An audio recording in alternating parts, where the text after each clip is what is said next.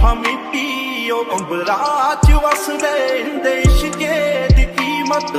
ਚਿਹਰੇ 'ਚ ਵਸਦੇ ਐ ਸੁਣਿਆ ਕਿ ਦਿਲੀਏ ਹੁੰਦੇ ਨੇ ਕੱਚ ਜੇ ਵੱਡੇ ਸੁਪਨੇ ਛੋਟੀ ਅੱਖ ਮੂੰਹ ਨੀ ਜੱਜਦੇ ਤੋਂ ਦੁਆਵਾਂ ਕਦੇ ਮੰਗੀਆਂ ਨੀ ਕਰਦੇ ਜੋ ਸੁਣੀਆਂ ਨਾ ਜਾਣ ਮਸੀਤਾਂ ਤੇ ਛੱਡ ਦੇ ਦਿਲਾ ਤੂੰ ਕਰਨਾ ਗਿਲਾ